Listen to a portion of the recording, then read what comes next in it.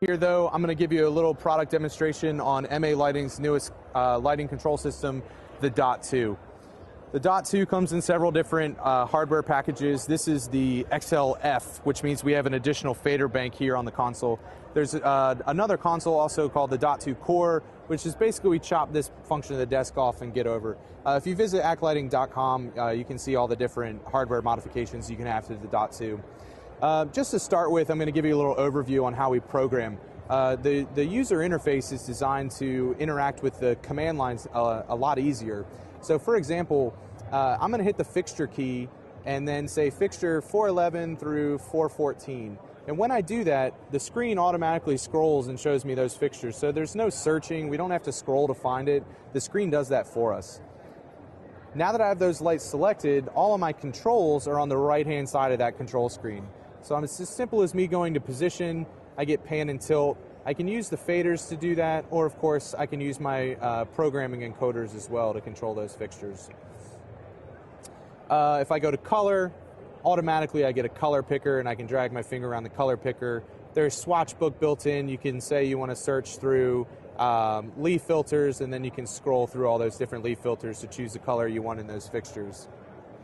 What's really neat, the other screens over here, we have a bunch of predefined views. So if I go to presets, it's going to show me color presets, because remember on my last screen I was in color control. I can look at my cue list from here. I can look at effects. I can build effects, edit effects. I can go to a groups view. Both of these left-hand screens here have predefined views, so the user doesn't have to set them up. They can be patched in programming within a matter of minutes because there is no view to have to set up. Speaking of setup, what I'm going to do is kind of show you guys a blank show and a start from scratch. So what I'm going to do is go to backup here, and I'm going to load just a blank show, a new show file. This is what the desk looks like from a blank slate. As you can see, it walks you through everything you need to do. It's that guided user interface that I spoke about just a few minutes ago. It says my show file is empty, I need to patch lights, and where do I patch my lights? I'm going to hit my setup key, and then I'm going to hit patch and fixture schedule.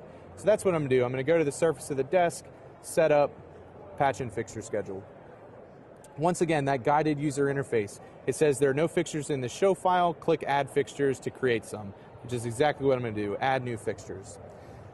I'm going to patch, the next line down, it says what type of fixture we're going to patch. It says press the button in order to patch our fixtures, so I'm going to hit select, and I can search for any fixture type that I want to patch.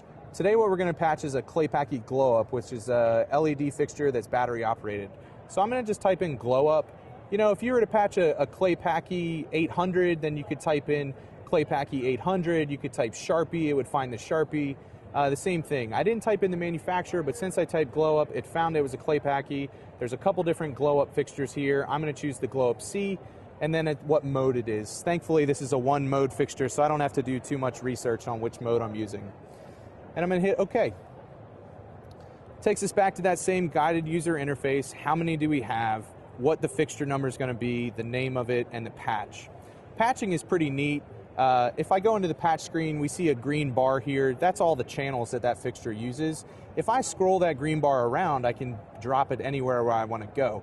If that green bar were to ever turn red, it would mean that I couldn't patch there. So I'm going to start at 1.1. That's where my light's patched. And I'm going to press OK, and it automatically patches my light, the universe 1, address 1. And there's some other tools over here too. If you had a moving light, you could invert the pan and tilt the way the encoders work. Lots of different functions we have in patch. But I'm done, so I'm going to hit done at the top and apply changes. That's it. I've patched my one light. Now, to select that light, two different ways. The most direct way is I'm just going to press on it. That selects it. If I press it again, it deselects it. I'm going to go ahead and press it. Go to dimmer. This is my dimmer bar. I'm going to bring it to full. Color again. I've got my color controls. And beam, I can have strobe channels. I could say I want to pulse open at about 3 hertz. So I can choose those directly on the screen, which is really nice. So if we pull the camera down here, this is the light that we just patched. This is a Claypaky glow up. It's a battery-powered LED fixture. A nice, easy fixture for us to learn how to use the desk on. Now that we have that patched, I'm going to walk around you, and we're going to write just some really basic cues with that fixture. So I'm going to go ahead and select that light again. I'm going to bring intensity to full. I'm going to go to color. I'm going to make it red. Very simple. Now I'm going to go down to my command line. I'm going to store Q1, please. That creates us Q1. We see our Q list window automatically pops up and shows us Q1 has been stored. Now I'm going to go to color again. I'm going to make it blue, and I'm going to store Q2 time 3, please. Q2 with a 3-second fade time, automatically Q2 and a 3-second fade time. Now if we pan out a little bit here, I'm going to clear out my programmer. I'm going to press go for my first Q. My light's going to come on in red. You can see that on the fixture. You can also see that on the fixture sheet. And I'm going to hit go for Q2. It's going to be a nice 3-second fade into blue. The dot2 is designed for a user to be able to walk up to the console, never use it before. The console guides them through on how to set it up. We have a variety of products here at the ACT Lighting booth. We'd love to show you guys. If you're not at USITT, that's what the video is for. Hopefully you're able to get an insight on what dot2 does. Feel free to visit the actlighting.com website. You can learn more about dot2 as well as some of the other great products we have here. You guys have a great day.